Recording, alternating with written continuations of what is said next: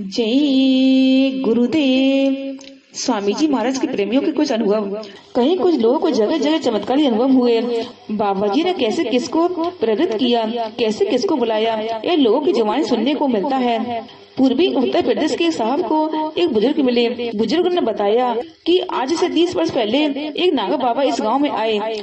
उन्होंने उस समय कहा था कि भविष्य में एक बाबा अपने बड़े हुजूम के साथ इस मैदान में डेरा डालेंगे। बाबा के साथ इतने लोग होंगे कि यहाँ पैर रखने को जगह भी नहीं मिलेगी।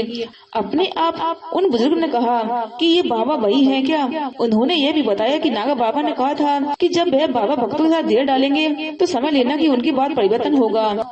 प्रेमी को समूह के साथ चल रहा था, अनगिनत था। एक बात स्वयं सिद्ध है कि काफिले का सारा भार स्वामी जी महाराज ने अपने कंधों पर उठाया था। साइकिल वालों का कहना था कि हम चलते हैं तो हमें पता ही नहीं चलता कि साइकिल कैसे चल रही है। ऐसा अनुभव होता है कि सब कुछ अपने आप हो रहा है। हम साइकिल पे बैठे 100-125 किलोमीटर सफर रोज तय कर रहे हैं।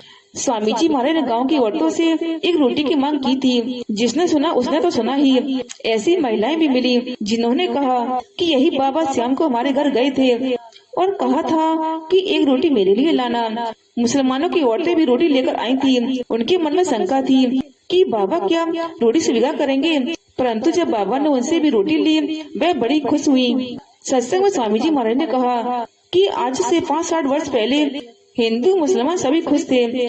30 त्योहार साथ मनाते थे। जीवन में प्रथम बार मैंने बाबा जय गुरुदेव जी महाराज के काफिले में 13 मई से 16 जून 2003 तक भाग लिया। यह काफिला उत्तर प्रदेश में निकला था और समापन लखनऊ में हुआ। मैं अपनी माँ के साथ गई थी। पड़ाव स्थानों पर भंडारे में सेवा करती थी। अन्य संगतों के भंडारे अलग अलग चलते थे।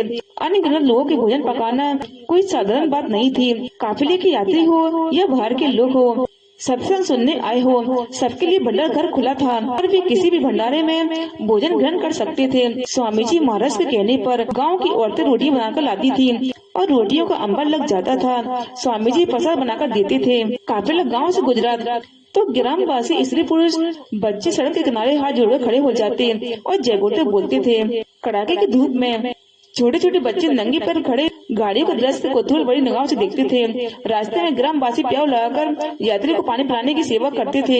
एक स्थान पर जब सत्संग खत्म हो गया तो एक बुढ़िया हमारी गाड़ी के पास आकर रोने लगी। मैंने जब पूछा कि क्या बात है तो बोली ये वही बाबा हैं जिन्होंने हमारे गाँव के सही बदमाशों को सुधार दिया। हमारा गाँव ही बदल गया। वह फूट फूट कर रोती और कहती कि हम मथुरा जरूर जाएंगे। एक गाँव में औरत को सपना हुआ।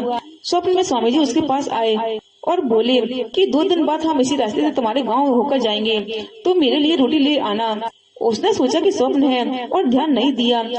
ठीक 2 दिन बाद जब काफिला आने का शोर मचा तो वह भी आई। सड़क के किनारे खड़ी हो गई। गाड़ियां धीरे धीरे चल रही थी। स्वामी जी की गाड़ी जब उसके पास से गुजरी तो देखा कि वही बाबा हैं जो स्वप्न में रोटी मांग रहे थे। स्वामी जी ने उस औरत की तरफ देखकर कहा कि मैंने तुमसे रोटी मांगा था, तुम लाई नहीं। इतना सुनते ही उस औरत की आंखों से आंसू की धारा फूट निकली। अपनी गाड़ी में डीजल खत्म हो गया। मात्र 1 अंगुल शेष रह गया था। ड्राइवर परेशान था कि कैसे क्या किया जाए। पेट्रोल पंप आगे कितनी दूर पर मिलेगा यह पता ही नहीं।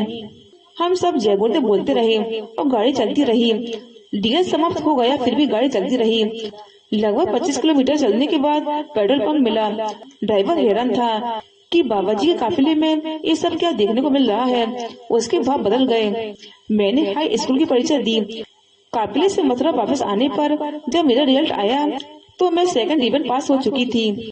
उत्तर प्रदेश के काफिले में मेरी बड़ी इच्छा थी, लेकिन मेरे पास कोई साधन नहीं था। मैं मन ही मन रोती रहती। मैं आश्रम के स्कूल में बच्चों को पढ़ाती हूँ। काफिला के मथुरा से प्रस्थान होने के थोड़ी देर पहले स्वामी जी महाराज ने रामकृष्ण दद्दू को आदेश दिया कि मास्टरनी को गाड़ी में बिठा दो और उन्होंने एक कार में मुझे बिठा दिया। गुरु की दया से मैंने अपना काफिला पूरा किया। मैं दोनों वक्त स्वामी जी महाराज का सत्संग सुनती और भंडारे में सेवा करती। एक दिन काफिले का पड़ाव सड़क के किनारे एक बाग में था। बाग बहुत बड़ा था। सड़क के उस पार दूसरा बाग था। बहुत से लोगों ने अपनी गाड़ियां उस बाग में खड़ी की थी। एकाएक स्वामी जी का आदेश हुआ कि सब लोग अपनी गाड़ियां उस बाग से तुरंत उठा लें और सड़क के किनारे खड़ी कारें। सब लोग जल्दी जल्दी अपनी गाड़ियां उठाने लगे। एक ट्रक का ड्राइवर अपनी गाड़ी नहीं हटा सका। उसे थोड़ी देर लग गई। इतने में एक विशाल पेड़ से कट कर की आवाज 3 बार निकली और वह धड़ाम से गिर गया। उसकी एक मोटी डाल ठीक ट्रक के बगल में गिरी, जिससे उसका कुछ नुकसान नहीं हुआ। स्थान पहले ही प्रेमियों ने खाली कर दिया था, किसी को भी चोट लगने का सवाल ही नहीं था। देखने वालों ने इतना बताया कि उस पेड़ से सफेद कपड़ा पहने एक लड़का नीचे कूदा, फिर एकाएक गायब हो गया। उसके बाद ट्रक के ड्राइवर ने अपनी गाड़ी हटाकर सड़क के किनारे खड़ी कर ली। अनुभव कहे या चमत्कार कहे, वो तो इतने सारे हैं कि अगर लिखा जाए तो एक मोटी पोथी बन जाएगी। सत्संगियों को जो काफिले में चल रहे थे, उन्हें चाहिए कि तमाम बातों को, घटना को जो उनके देखने सुनने में आई, लिखकर अंत ध्वनि पत्रिका को भेज दें, ताकि महत्वपूर्ण काफिला का इतिहास बन जाए। जय गुरुदेव।